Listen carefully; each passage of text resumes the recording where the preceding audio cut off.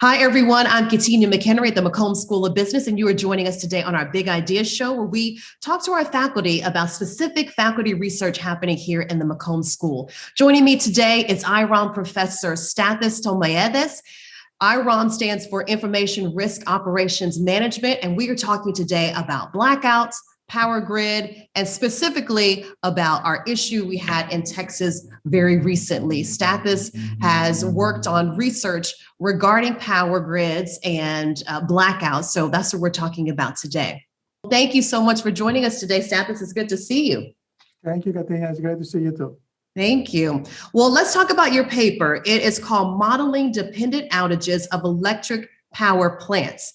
And you, in the paper, focused on California when they were having blackouts back in 2011, but obviously we're talking about it today because of what happened in Texas.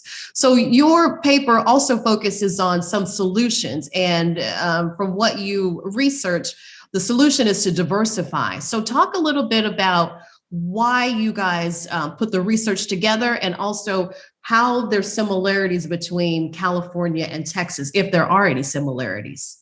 So thank you, Katina. So what we were interested in, and this is work that I have been doing for a while now in the energy area, we are trying to understand how the electricity, the generation of electricity is tied with the types of fuels that you're using, and how you have how outages might affect prices. And one of the things that is common in energy systems is that outages tend to bunch together.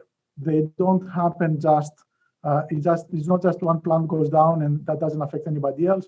It's usually there is a common cause for plants to go down. And I'll give you the example of Fukushima, where you had the nuclear plants go down simultaneously because of the tsunami, but then you also had other nuclear plants being shut down just because of the concern about the safety of nuclear plants.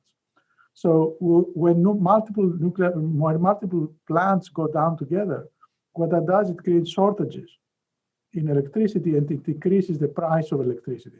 Of course, we saw that last week here in Texas, when my understanding is close to 50% of the supply shut down, and we saw prices jump to the maximum allowed price in the region, which is $9,000 per megawatt hour. Our interest was to try to model this behavior. How often do plants go down? How frequently do they go down together? Is there some dependence that has to do with the type of fuel or the geographical location that influences that? So California, what we looked at California, and we actually looked back at Texas. We had data from 2010 to 2012, and that included outages both in California and Texas. And what we found was that indeed there is a tendency for plants that use the same type of fuel to go down together. Our data from California showed that there is dependence for many different types of fuels. So we found dependence for natural gas. We also found dependence for hydroelectric power for geothermal plants. In Texas, the only type of dependence we found was for natural gas. So what our data showed was that natural gas plants in Texas tend to go down together. Now, I do want to come back to your question about renewables. And what I would say when it comes to renewables is that we didn't have data on renewables. But having said that, it is obvious that renewable generation is very highly dependent. You take the wind farms in West Texas, and those wind farms generate electricity when the wind blows in West Texas, and they don't when it doesn't. That wind blows through all of the wind turbines. So the generation of electricity in West Texas is very highly correlated, very highly dependent. There is some diversification when you think about wind turbines in West Texas and wind turbines on the Gulf Coast. So those wind turbines on the Gulf Coast are highly correlated with each other, but not as much with the wind turbines in West Texas. So on the issue of dependence, we found dependence on natural gas. We didn't look at the renewables, But I think it's clear that renewable generation is also highly dependent. So do you think so because your research looked at what the power grids are dependent on, and you said natural gas in Texas. Do you think that there is room to add other elements of dependency to avoid blackouts in Texas, or did our blackouts in Texas have anything to do with our dependency on natural gas? Did it have to do with weather or anything else? I mean, we were capturing all sources of potential dependency in the way we model the paper. But what has become clear is that the dependency on natural gas in Texas comes from a few reasons. And I will mention two that were very important last week. One was whether the plants can operate under the temperatures that we had. And we found out that they cannot, and they cannot because of the difficulty of getting the fuel to them. The second reason why natural gas plants are so dependent is that the fuel that they use is used for one other reason in Texas, and that's for heating. So in an event like we had last week, residential consumption took precedence over electricity generation. And that meant that there was just not enough pressure in the pipes, even if they were not frozen, to get the natural gas to the plants. So those two reasons are generating this dependence. Why do they go down together? Is because they don't have the fuel. The fuel is not available to any of them at the same time. It's similar to what happens to renewables. If you think of the wind or the sun as the fuel, when it goes out for all of them. Right, right.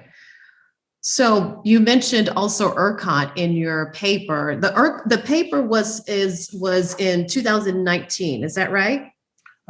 We have been working on it for a while. It was published. It was published I think it actually came out in print in 2020, but it was available online. Sure.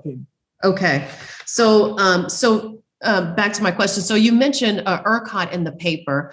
What were your observations about Ercot? I mean, obviously, a lot more people know a lot more about Ercot now because of what happened. I think previously, maybe a lot of people didn't have interest in it unless they were interested in it only because of who they are. But now we know a lot more about who they are, what they do, and just the state's dependency on Ercot and that we're not on a national grid. So what were some of your observations of Ercot then? And then, of course, with the recent events in Texas, what are your scientific observations about them now? Well, I mean, we use the term Ercot to denote the region rather than the actual corporation. But the idea behind Ercot is that they are supposed to come up with rules so that they provide incentives for investors or generators to build new capacity. One of the reasons that Ercot was put together was to make sure that as Texas grows, there is enough capacity to serve the electric needs of the state.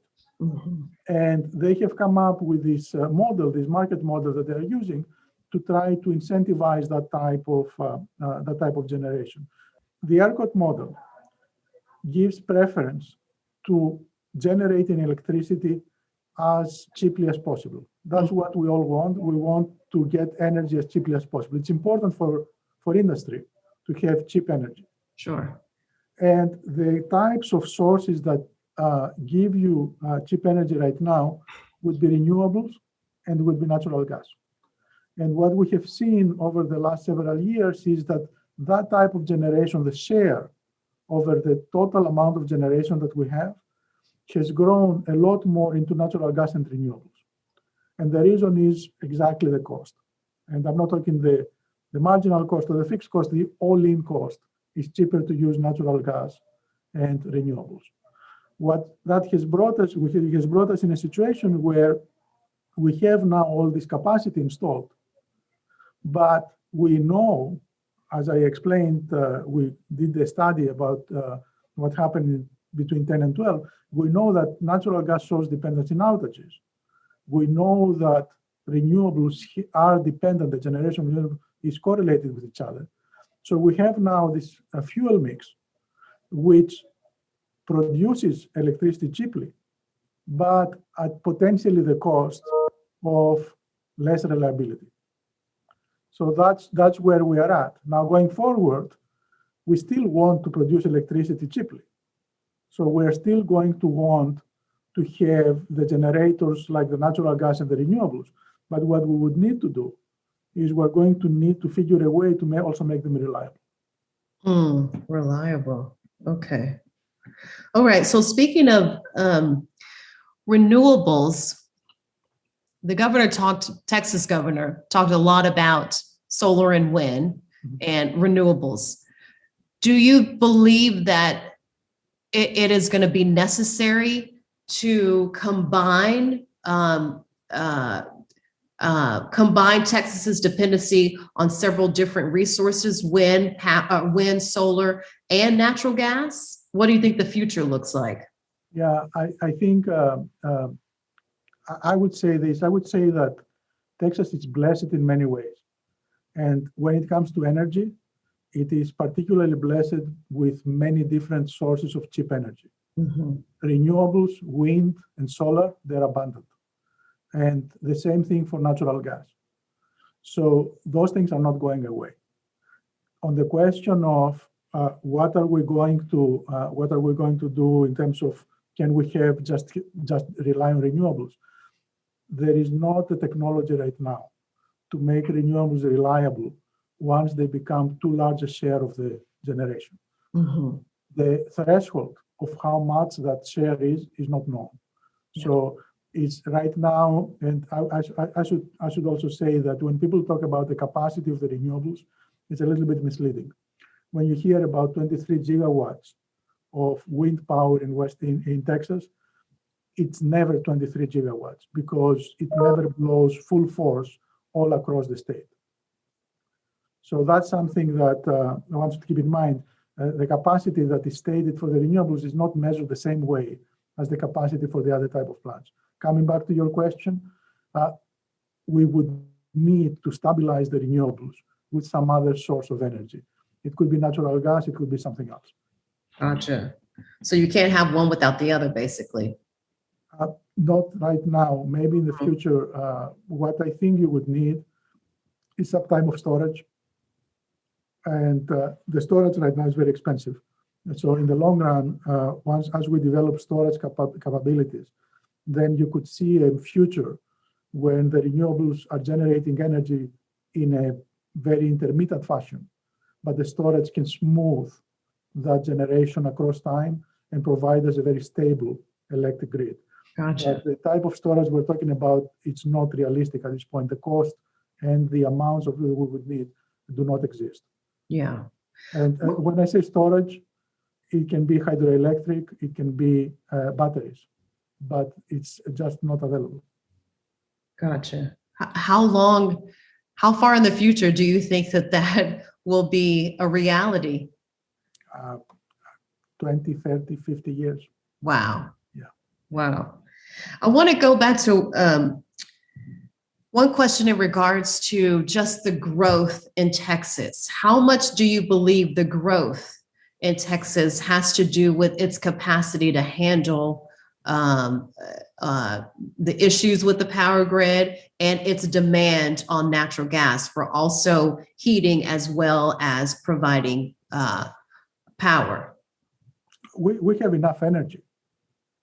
There is not an issue of do we have enough energy or not. It's just that by relying more and more on certain types of generation, we are exposing ourselves to events like last week. Gotcha. So it's not a matter of like, do we have enough energy or enough cheap energy? We do. But it is something where the more we rely on one source, the more vulnerable we become to these types of events. That makes perfect sense. Well, thank you so much, Stathis. We have been talking today with Stathis Tompaidis. He is an IRON professor, which is Information Risk Operations Management here at the McCombs School of Business. We've been talking about blackouts, the power grid, our emergency state that we were in across Texas recently. And this has been so informative. Thank you so much, Stathis. It's good to talk to you. Katia, thank you very much.